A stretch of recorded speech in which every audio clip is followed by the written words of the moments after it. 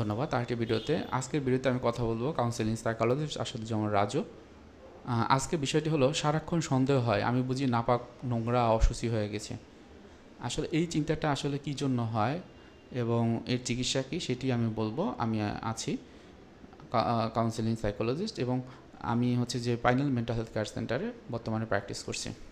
আসলে আমরা জানি আমাদের অনেকেই জানি যে সূচিবায়ী, গ্রামের লোকজন জানে বা সূচিবায়ু, এটাকে ইংরেজিতে বলে ওসিডি বা অবসেসিভ কম্পালসিভ ডিসঅর্ডার।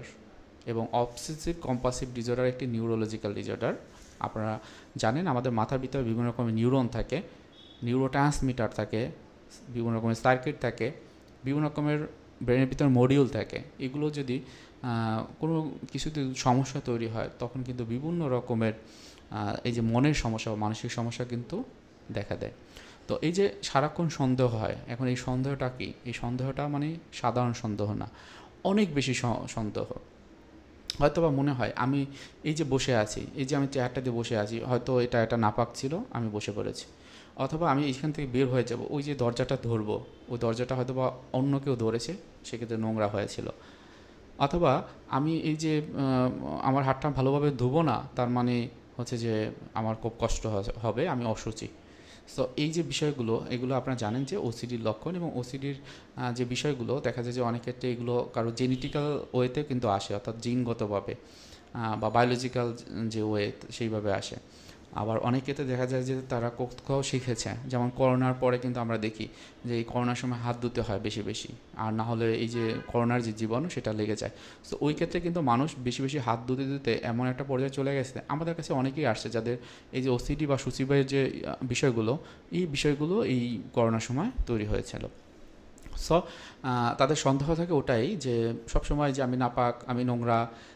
সো এটা তো তাদের ভিতরে একটা বিভিন্ন রকম নেগেটিভ চিন্তা কাজ করে, অথবা সে মনে করে যে এটা আমার একটা অপরাধ, আমি নোংরা হয়েও এই কাজটা করতেছি। সেক্ষেত্রে অনেকে দেখা যায় তার মসজিদ, মাদ্রাসা বা হয়তোবা প্যাগোডা অথবা যে পূজা অর্চনা, সেগুলো থেকে কিন্তু নিজেদেরকে একদম দূরে রাখে। এবং এই সমস্যাটাই যদি অনেক দিন থাকে সেক্ষেত্রে কিন্তু দেখা যায় অন্য অন্য যে বিভিন্ন রকমের ওসিডি সিমটম রয়েছে, অর্থাৎ তার ভিতরে ধর্ম নিয়ে চিন্তা, আমরা বলি যে বিভিন্ন রকমের ক্ষতিকর যে চিন্তা সেগুলো হয়, অবান্তর চিন্তা, নেতিবাচক চিন্তা তাদের ভিতরে কিন্তু জমা হয়। এবং এটি একটা সময় তাদের ভিতরে ওসিডির চিন্তা গ্রো করে এবং সঠিকভাবে চিকিৎসা না নেওয়া হলে এটি অন্য রকমের যে ডিসঅর্ডার রয়েছে, অন্য social phobia, anxiety, bipolar mood disorder বা প্যারানয়া ডিসঅর্ডার, হ্যাঁ, এই ইস্যুগুলো কিন্তু অনেক ক্ষেত্রে চলে আসে। আমি দেখেছি আমার কাছে যে অনেকে আছে যে যার ভিতরে যে এই যে ওসিডি সিমটমও রয়েছে এবং এটা এমন পর্যায়ে চলে গেছে তার ভিতরে সাইকোসিস গ্রো করেছে। সে অনেক ক্ষেত্রে একা একা কান্না করে এবং অনেক ক্ষেত্রে ডিলুশনাল যে সিমটমগুলো সেগুলো কিন্তু তাদের ভিতরে গ্রো করেছে। এর পরপর ট্রিটমেন্টটা আছে যে সাইকাট্রিস্ট এবং সাইকোলজিস্ট তারা দিয়ে থাকেন। সাইকাট্রিস্টটা মূলত মেডিসিনের মাধ্যমে চিকিৎসা দেন, অনেক ক্ষেত্রে তারা কাউন্সেলিং প্র্যাকটিসও করেন, তবে সেটা স্পেসিফিক সবাই না। কিন্তু কাউন্সেলিং সাইকোলজিস্টটা কাউন্সেলিং সাইকোলজি এবং সাইকোথেরাপি প্র্যাকটিস করে। সো আপনি যদি সম্ভব হয়, এই ধরনের সমস্যা হয়, অবশ্যই একজন কাউন্সেলিং সাইকোলজিস্ট সাথে একজন সাইকাট্রিস্টের শরণাপন্ন হবেন।